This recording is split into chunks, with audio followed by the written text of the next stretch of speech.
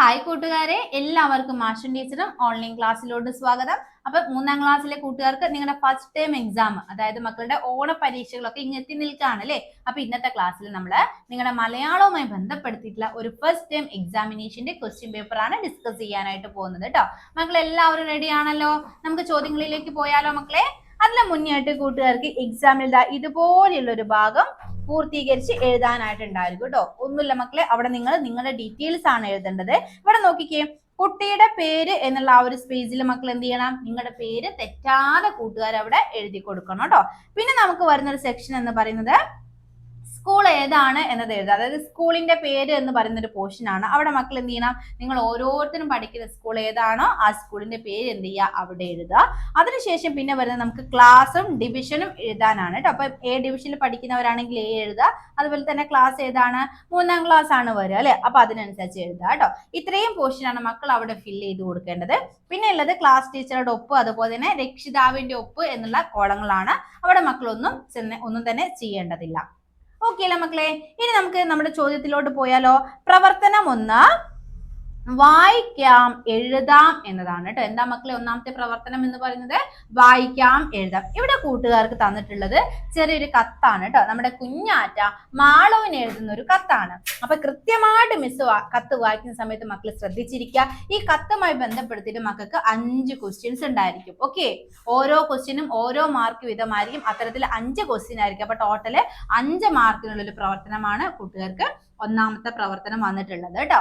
Okay മക്കളെ, അപ്പം ഇത്തരത്തിൽ വായിക്കാം എഴുതാം എന്ന് പറയുന്ന ഒരു ക്വസ്റ്റ്യൻ വരുന്ന സമയത്ത് മക്കൾ ശ്രദ്ധിക്കേണ്ട ഒരു കാര്യം എന്താ വെച്ചാൽ, നമുക്ക് വായിക്കാനായിട്ട് നിങ്ങളുടെ ക്വസ്റ്റ്യൻ പേപ്പറിൽ ചിലപ്പം ഇതേപോലെ ഒരു കത്തോ അല്ലെങ്കിൽ ഒരു ഡയറിയോ അല്ലെങ്കിൽ ഒരു കഥയുടെ ചെറിയൊരു ഭാഗമോ അങ്ങനെ എന്തെങ്കിലും ഒന്ന് തരും. എന്നിട്ട് അതുമായി ബന്ധപ്പെടുത്തിയിട്ടാണ് ഈ പറഞ്ഞ 5 ക്വസ്റ്റ്യൻസും ചോദിക്കുക. പക്ഷെ ഈ 5 ചോദ്യങ്ങളുടെയും ഉത്തരം എവിടെ ഉണ്ടായിരിക്കും മക്കളെ? നമുക്ക് വായിക്കാനായിട്ട് തന്നിട്ടുള്ള ആ ഒരു പോർഷനിൽ ഉണ്ടായിരിക്കും. അതുകൊണ്ട് തന്നെ ഏത് കൂട്ടുകാർക്കും മുഴുവൻ മാർക്കും സ്കോർ ചെയ്യാൻ പറ്റുന്ന ഒരു പ്രവർത്തനമാണ് ഇങ്ങനെയുള്ള ഒരു വായിക്കാം എഴുതാം എന്ന് പറയുന്ന പ്രവർത്തനം. ഓക്കെ, അത് ഇനിയും ക്വസ്റ്റ്യൻ പേപ്പേഴ്സ് ഡിസ്കസ് ചെയ്യുന്ന സമയത്ത് കൂട്ടുകാർക്ക് കൂടുതൽ ക്ലിയർ ആയിരിക്കും കേട്ടോ. ഓക്കെ മക്കളെ, അപ്പൊ നമുക്ക് കത്ത് നോക്കാം. നോക്കിക്കേ, കത്തിന് അവിടെ ഡേറ്റ് എഴുതിയിട്ടുണ്ട്, പ്ലേസ് ഏതാ എന്നുള്ളതൊക്കെ എഴുതിയിട്ടുണ്ട് അല്ലെ. ഓക്കെ, കത്ത് നോക്കിക്കേ മക്കളെ. പ്രിയപ്പെട്ട മാളോ, നിനക്ക് സുഖമല്ലേ? ഒരു വിശേഷം പറയാനാണ് ഞാൻ ഈ കത്ത് എഴുതുന്നത്. ഞാൻ ഇന്നലെ അമ്മയോടൊപ്പം പുന്നല്ലൂരിലെ നാടൻ ക്ലബിന്റെ വാർഷികാഘോഷം കാണാൻ പോയി. നാടകം, ഒപ്പന, തിരുവാതിര, നാടൻ പാട്ട്, മാർഗംകളി എന്നിങ്ങനെ ധാരാളം കലാപരിപാടികൾ കണ്ടു. അവയിൽ എനിക്ക് ഏറ്റവും ഇഷ്ടപ്പെട്ടത് തിരുവാതിരയാണ്. കത്തിച്ചു വെച്ച നിലവിളക്കിനു ചുറ്റും കുറെ അമ്മമാരാണ് തിരുവാതിര കളിച്ചത്. തിരുവാതിര വേഷത്തിൽ അവരെ കാണാൻ എന്ത് ഭംഗിയായിരുന്നെന്നോ. മുണ്ടും വേഷ്ടിയുമാണതെന്ന് അമ്മ പറഞ്ഞു തന്നു. തലയിൽ ദശപുഷ്പവും ചൂടിയിരുന്നു. തിരുവാതിരയുടെ മധുര സംഗീതം ആരുടെയും മനം കവരും. പാട്ടിന്റെ താളത്തിനനുസരിച്ച് കളിയുടെ വേഗം കൂടുകയും കുറയുകയും ചെയ്യും. എനിക്കും ഇത് കളിക്കണമെന്ന് ആഗ്രഹമുണ്ട്. എന്തായാലും ഈ തവണ സ്കൂൾ വാർഷികത്തിന് നമുക്കും തിരുവാതിര കളിക്കണം. നീയും കൂടില്ലേ? സ്നേഹത്തോടെ കുഞ്ഞാറ്റ. അപ്പൊ എന്താണ് മക്കളെ ഇവിടെ കുഞ്ഞാറ്റ കത്തിൽ എഴുതിയിട്ടുള്ളത്? ആർക്കാണ് എഴുതിയിട്ടുള്ളത്? മാളവിനാണ് എഴുതിയിട്ടുള്ളത് അല്ലെ. എന്ത് വിശേഷം പറയാനാണ് കത്ത് എഴുതിയിട്ടുള്ളത്? അവളുടെ അമ്മയോടൊപ്പം നാടൻ ക്ലബിന്റെ വാർഷികാഘോഷം കാണാൻ പോയിട്ടുള്ള വിശേഷങ്ങൾ പറഞ്ഞുകൊണ്ടാണ് കത്ത് എഴുതുന്നത് അല്ലെ. ആ ഒരു വാർഷികത്തിന് പോയ സമയത്ത് ഒരുപാട് പരിപാടികൾ അവൾ കണ്ടു അല്ലെ.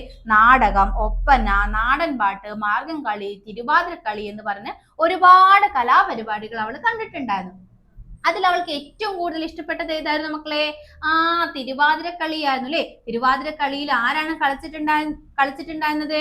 കത്തിച്ചു വെച്ച നിലവിളക്കിന് ചുറ്റും കുറെ അമ്മമാരാണ് തിരുവാതിര കളിച്ചിട്ടുണ്ടായിരുന്നത് അല്ലെ. അത് അവൾക്ക് ഒത്തിരി ഇഷ്ടപ്പെട്ടിട്ടുണ്ടായിരുന്നു. പിന്നെ അവരുടെ വേഷം ഏതാണെന്ന് പറയുന്നുണ്ട്. മുണ്ടും വേഷ്ടിയുമാണ് അവരുടെ വേഷം എന്നുള്ളത് നമുക്ക് അവളുടെ അമ്മ പറഞ്ഞു കൊടുത്തിട്ടുണ്ടായിരുന്നു അല്ലെ. ഓക്കെ, പിന്നീട് ഒരു കാര്യം കൂടി, അവളുടെ ഒരു ആഗ്രഹം കൂടി കത്തിൽ പറയുന്നുണ്ട്. എന്താണ്?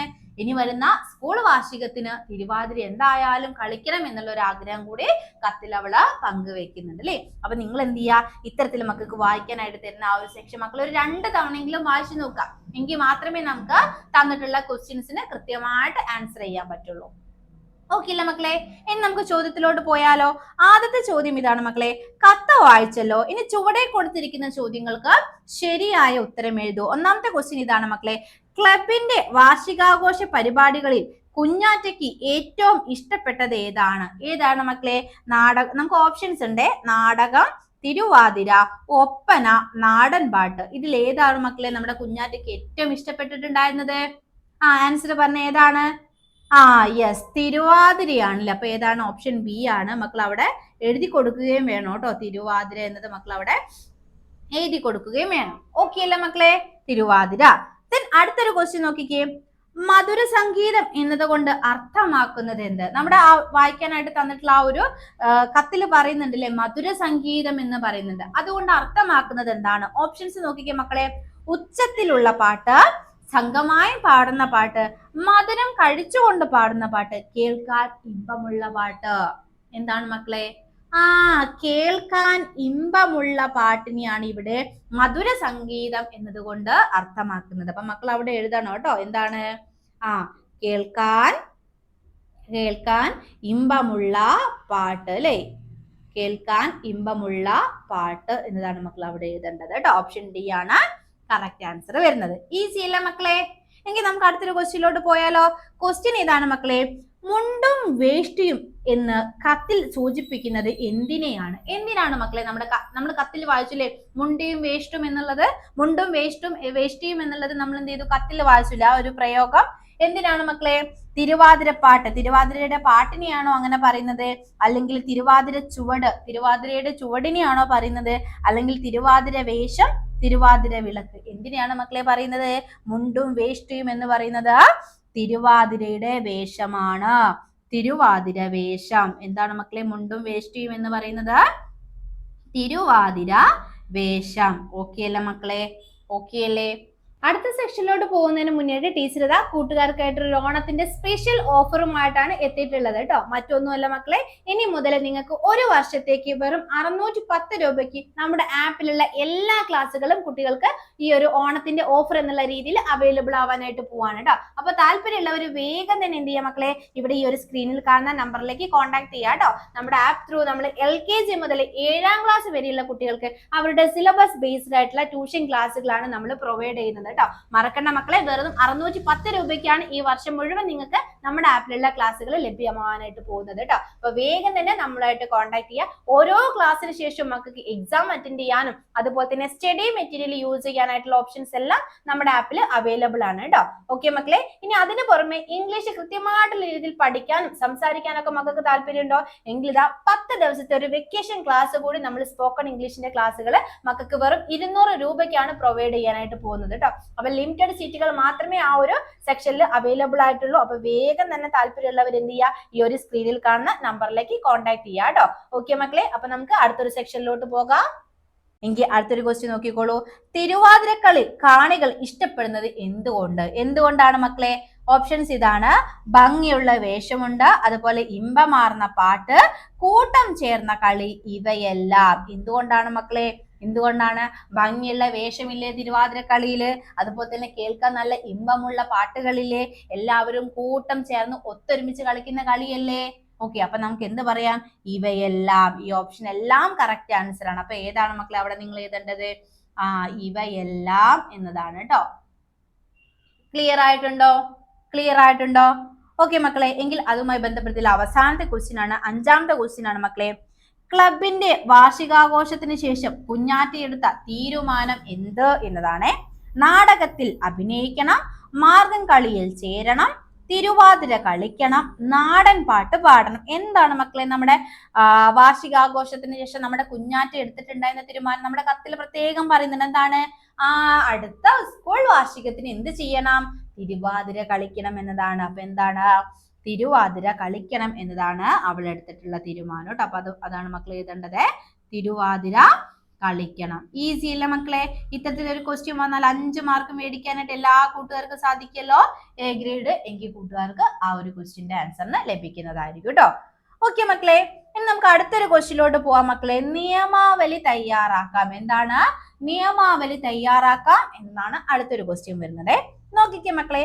പഴമെറിയൽ മത്സരം നിയമാവലി. നോക്കിക്കേ, അവിടെ എന്ത് ചെയ്യാണ്, മത്സരം നടന്നുകൊണ്ടിരിക്കുകയാണ്, പഴമെറിയൽ മത്സരമാണ് അല്ലെ. അപ്പൊ നമുക്കറിയാലോ, ഏതൊരു ഗെയിം ആയിക്കോട്ടെ അതിൽ നമുക്ക് എന്തുണ്ടായിരിക്കും മക്കളെ, ആ ഒരു ഗെയിം കളിക്കണേ അതിൽ ചില റൂൾസ് ഉണ്ടാവും, ചില നിയമങ്ങൾ ഉണ്ടായിരിക്കും അല്ലെ. അപ്പൊ ആ നിയമങ്ങളാണ് നമുക്ക് അവിടെ തന്നിട്ടുള്ളത്. പഴമെറിയൽ മത്സരത്തിന്റെ നിയമങ്ങൾ എന്തൊക്കെയാണെന്നുള്ളത് നമുക്ക് വായിക്കാം കേട്ടോ. നോക്കിക്കേ മക്കളെ, ഒരു സമയം ഒരാൾ മാത്രമാണ് മത്സരിക്കുന്നത്. 5 മിനിറ്റ് ആണ് മത്സര സമയം. അടയാളപ്പെടുത്തിയിട്ടുള്ള വരയിൽ നിന്നാണ് പഴം കൂടയിലേക്ക് എറിയേണ്ടത്. ഒരു തവണ ഒരു പഴം മാത്രമേ എറിയാവൂ. കൂടുതൽ പഴങ്ങൾ കുട്ടയ്ക്കകത്ത് എറിഞ്ഞു വീഴ്ത്തുന്ന ആളാണ് വിജയി. ഓക്കെ മക്കളെ, എന്താണ് പറഞ്ഞിട്ടുള്ളത്? അപ്പൊ കൂടുതൽ പഴം ആ ഒരു കൂടയ്ക്കകത്തേക്ക് എറിഞ്ഞു വീഴ്ത്തുന്ന ആളാണ് വിജയി എന്ന് പറഞ്ഞിട്ടുണ്ട്. ഒരു സമയം ഒരാൾ മാത്രമാണ് മത്സരിക്കാവൂ എന്ന് പറയുന്നുണ്ട്. അറ്റ് എ ടൈമിൽ ഒരു പഴം മാത്രമേ ആ ഒരു കൂടയിലേക്ക് എറിയാവൂ എന്നുള്ളത് പറയുന്നുണ്ട്. പിന്നെ മത്സരത്തിന്റെ സമയം എന്ന് പറയുന്നത് 5 മിനിറ്റ് ആണ് എന്ന് പറയുന്നുണ്ട്. അതുപോലെ ഈ അടയാളപ്പെടുത്തിയിട്ടുള്ള ഈ വരയിൽ നിന്നാണ് എന്ത് ചെയ്യേണ്ടത്, പഴം കൂടയിലേക്ക് എറിയേണ്ടത് എന്നൊക്കെയാണ് ആ ഒരു പഴം എറിയൽ മത്സരത്തിന്റെ നിയമാവലിയായിട്ട് നമുക്ക് അവിടെ തന്നിട്ടുള്ളത്. ഓക്കെ അല്ലേ മക്കളെ? ഇനി മക്കളുടെ ക്വസ്റ്റ്യൻ ഇതാണ്, മുത്തുമലക്കാട്ടിലെ പഴമെറിയൽ മത്സരത്തിന്റെ നിയമാവലി വായിച്ചല്ലോ. ഇതുപോലെ നിങ്ങൾക്ക് ഇഷ്ടപ്പെട്ട ഒരു കളിയുടെ നിയമാവലി തയ്യാറാക്കൂ എന്നാണ് പറഞ്ഞിട്ടുള്ളത്. ഓക്കെ അല്ലേ മക്കളെ? അപ്പൊ നമ്മൾ കളിക്കുന്ന ഒരുപാട് കളികളുണ്ട് അല്ലെ. നിങ്ങൾ കൂട്ടുകാരുമായി ഒക്കെ ഒത്തിട്ട് ഒളിച്ച് കളിക്കാറില്ലേ മക്കളെ? സാറ്റ് കളിക്കാറുണ്ട്, പിന്നെ ക്രിക്കറ്റ് കളിക്കുന്ന കൂട്ടുകാരുണ്ട്, ഫുട്ബോൾ കളിക്കുന്ന കൂട്ടുകാരുണ്ട് അല്ലെ. അങ്ങനെ പല ഗെയിമുകളും ഇഷ്ടപ്പെടുന്നവരും കളിക്കുന്നവരുമാണ് നിങ്ങൾ ഓരോരുത്തരും. അപ്പൊ മക്കൾക്ക് ഇഷ്ടപ്പെട്ട ഏതെങ്കിലും ഒരു ഗെയിമുമായി ബന്ധപ്പെടുത്തിയിട്ട് ഇത്തരത്തില് ഒരു നിയമാവലി എഴുതാനാണ് പറഞ്ഞിട്ടുള്ളത്. ഓക്കെ അല്ലേ മക്കളെ? അത് കൂട്ടുകാരെന്ത് ചെയ്യുക, ഒന്ന് എഴുതി പഠിച്ചോളൂ കേട്ടോ. നോക്കിക്കേ, മിസ് ജസ്റ്റ് ഒരു എക്സാമ്പിൾ കൊടുത്തിട്ടുണ്ട്. നിങ്ങൾക്ക് അവിടെ ക്വസ്റ്റ്യൻ പേപ്പറിൽ ഇങ്ങനെ കളിയുടെ പേര് എഴുതാനുള്ള ഒരു സ്പേസും അതുപോലെ നിയമാവലി എഴുതാനായിട്ട് സെപ്പറേറ്റ് ആയിട്ട് ഒരു കോളും തന്നിട്ടുണ്ട്. അവിടെയാണ് മക്കൾ എഴുതേണ്ടത്. നോക്കിക്കേ മക്കളെ, കളിയുടെ പേര് മിസ് കൊടുത്തിട്ടുള്ളത് കബഡി എന്നാണ് കേട്ടോ. കബഡി കളി മക്കൾ കേട്ടിട്ടുണ്ടോ? ഓക്കെ, കേട്ടിട്ടുള്ളവരുണ്ടായിരിക്കും അല്ലെ. നോക്കിക്കേ മക്കളെ, കബഡി കളിയുടെ നിയമാവലിയാണ് ഇനി നമ്മൾ വായിക്കാൻ നോക്കുന്നത്. നോക്കിക്കേ, കളിക്കാർ 2 ടീമുകളായിട്ട് തിരിയണം അല്ലെ. കളിക്കാർ എന്ത് ചെയ്യണം, 2 ടീമുകളായിട്ട് തിരിയണം. ഒരു ടീമിൽ ഒരാൾ എന്ത് ചെയ്യണം മക്കളെ, കബഡി കബഡി എന്ന് പറഞ്ഞുകൊണ്ട് എതിർ ടീമിലേക്ക് പോവുകയാണ് വേണ്ടത് അല്ലെ. എതിർ ടീമിലേക്ക് പോകണം. എതിർ ടീമിലെ ഒരാളെയെങ്കിലും തൊട്ട് സ്വന്തം ടീമിലേക്ക് എന്ത് ചെയ്യണം, അയാള് തിരികെ എത്തണം. ശ്വാസം വിടാതെ കബഡി എന്ന് പറഞ്ഞുകൊണ്ടിരിക്കണം.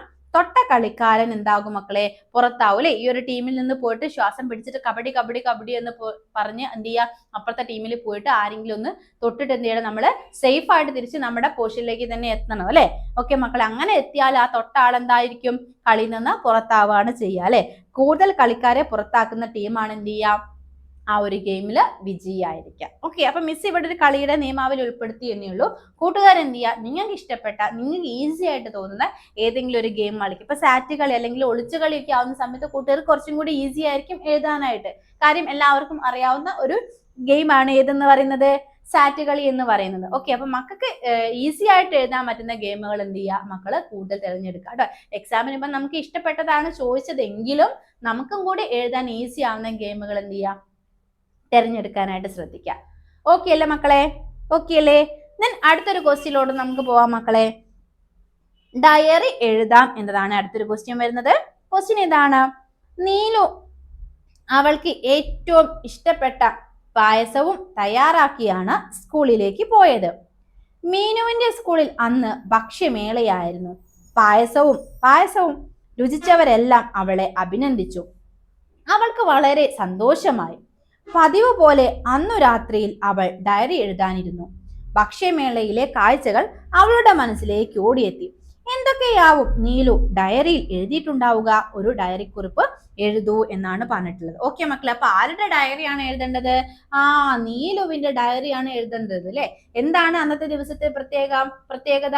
സ്കൂളില് ഭക്ഷ്യമേളയായിരുന്നു. അപ്പൊ അവൾക്ക് ഏറ്റവും ഇഷ്ടപ്പെട്ട പായസം ഉണ്ടാക്കിയിട്ടായിരുന്നു അവൾ എന്ത് ചെയ്തിട്ടുണ്ടായിരുന്നത്, സ്കൂളിലേക്ക് പോയിട്ടുണ്ടായിരുന്നത് അല്ലെ. അങ്ങനെ സ്കൂളിൽ എത്തിയിട്ട് ഈ പായസം കുടിച്ചവരെല്ലാവരും, അത് രുചിച്ചവർ എല്ലാവരും എന്ത് ചെയ്തിട്ടുണ്ട്, നീലുവിനെ ഒത്തിരി അഭിനന്ദിച്ചിട്ടുണ്ടായിരുന്നു അല്ലെ. അതേപോലെ തന്നെ മറ്റു കൂട്ടുകാരൊക്കെ പല വിധത്തിലുള്ള പല തരത്തിലുള്ള പലഹാരങ്ങളെല്ലാം എന്ത് ചെയ്തിട്ടുണ്ട്, ഭക്ഷ്യമേളയിലേക്ക് കൊണ്ടുവന്നിട്ടുണ്ട്. അപ്പൊ അതെല്ലാം ഉൾപ്പെടുത്തിയിട്ട് അന്നേ ദിവസം നമ്മുടെ നീലു എഴുതാനിടയുള്ള ഡയറിയാണ് മക്കൾ അവിടെ എഴുതേണ്ടത്.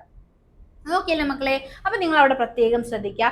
ഡയറി എന്ന് പറയുന്ന സമയത്ത് അത് എഴുതുമ്പോൾ ഒരുപാട് കാര്യങ്ങൾ നമ്മൾ ശ്രദ്ധിക്കണം. കുറേ കാര്യങ്ങൾ നമ്മൾ അങ്ങനെ ഒത്തിരി വലിച്ചു വാരി എഴുതി വെച്ചാലും നമുക്ക് എന്ത് കിട്ടില്ല, മുഴുവൻ മാർക്കും കിട്ടില്ല. നമുക്കറിയാലോ 5 മാർക്കിനുള്ള ചോദ്യമായിരിക്കും ഇത്തരത്തിലുള്ള ചോദ്യം വരേണ്ടായിരിക്കുക. അതിൽ നമുക്ക് ഓരോ സ്റ്റെപ്പ് എഴുതുന്നതിനും പ്രത്യേകം മാർക്കുകൾ ഉണ്ടായിരിക്കും. ഓക്കെ, 5 മാർക്കിൽ 1 മാർക്ക് എന്ന് പറയുന്ന ഡയറിയുടെ അതേ ഫോർമാറ്റിൽ ഡയറി എഴുതുമ്പോഴാണ്, അതായത് ഒരു ഡയറി എഴുതുന്നതിന് മുന്നേ കൃത്യമായിട്ട് മക്കൾ എന്ത് ശ്രദ്ധിക്കുക, അന്നത്തെ ഡേറ്റും അതുപോലെ തന്നെ ദിവസം ഏതാ എന്നുള്ളത് തെറ്റാതെ കൃത്യമായിട്ട് മക്കൾ എഴുതാനായിട്ട് ശ്രദ്ധിക്കുക.